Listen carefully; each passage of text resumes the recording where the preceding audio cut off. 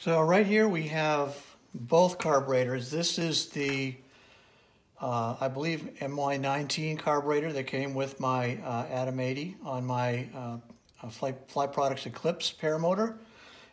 This is actually a warranty replacement. The other one that I had was giving me troubles with cold weather below 40 degrees or so. It would not maintain high RPMs. This carburetor replacement does fix that problem. However, it does not allow me to get the highest RPMs that I could in a normal summer, spring, autumn day. In fact, I was losing or could not get up to 300 RPM or so of the max. And because I live where I live, we have very small, or smaller, I should say, landing areas, landing zones. Being able to have that extra thrust is really helpful. Not absolutely critical, but really helpful. So let's go over the differences. Oh, I just wanted to mention this is the new MY20 carb. It may be one of the first that have gotten into the States. We are on the downside, hopefully, of this global pandemic virus, and so we're starting to see manufacturing and shipping coming from Europe and Italy, more specifically. So let's talk this through, these differences. For one thing, if your current carburetor has a pulse line, an external pulse line, you should be good to go where that is concerned with the new carburetor. If it does not, you will need to drill and tap your crankcase. So that's something you might want to think about. If you're not used to doing such things, it's not a huge thing to pick up as a skill, but it does require that you buy a drill and tap set or borrow one that is of the right screw thread dimensions and such, and will take a little more time. You have to take the engine apart, etc., etc. So it's not a newbie, non-mechanically oriented type of job. So that's out of the way. The throttle spring on the older models of this engine, this carburetor, was not really strong enough in many cases. A lot of people had trouble with this sticking partly open, and it would not go back to a fully closed state. And so we could not get it to return to an idle, and that's a real problem. So a lot of people did offer different suggestions, and one of the options I tried was to loosen this bolt here and then allow it to essentially find its own seat, and this screw here, I think it was actually, and allow it to essentially center itself, I believe, such that it would help the return to closed.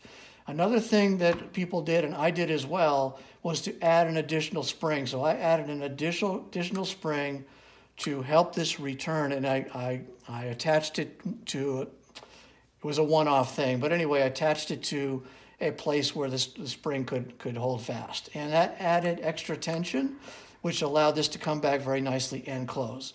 And people have done some other things as well. But suffice it to say, on the MY20 carb, this spring has been beefed up quite a bit. So I don't foresee any problem with getting the throttle to return, at least where it concerns spring tension. We now also have a high-speed mixture screw. On the prior model, we had a low-speed mixture screw, and we had an idle setting, which is nothing more than an elliptical kind of a disc here, which this rides upon, and so you would turn this to change essentially the distance from the center of this screw to the resting the throttle arm. It was okay. I think generally it was okay. It worked. It's not a traditional thing, at least from my experience.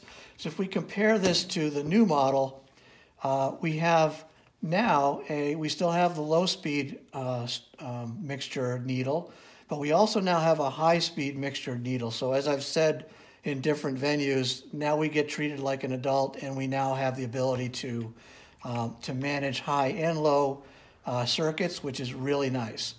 Or I think it will be really nice. I was very frustrated in trying to work with this carb in low temperatures. I had no way to adjust the high speed, which is where the problem was. So anyway, we now get these two mixture screws, which is nicely. Also, we have a more traditional, to my experience, throttle stop screw. So this should be, I think, a lot easier to adjust. You know, when you're screwing it out, you know that it's letting this arm come to rest a little further out. When you're screwing it in, obviously the opposite. I never could remember which way this thing was actually working, because I suppose if you got over the hump one way or the other, it would work in the opposite manner that you would expect. All right, that's that. So we talked about that. The choke butterfly on the MY19, maybe earlier carbs as well.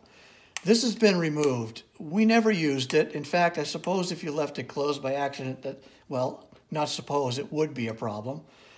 So that is no longer on the new carburetor. I like that. I don't think we need it's just not even used, so why even have it there? Let's see. Another thing I wanted to mention was that if you consider how this carburetor is oriented when it's on the engine, it's literally in this orientation, the cylinder over here, the air box over here. The new carburetor literally has to be oriented 180 degrees in the opposite direction. So this is how it will look.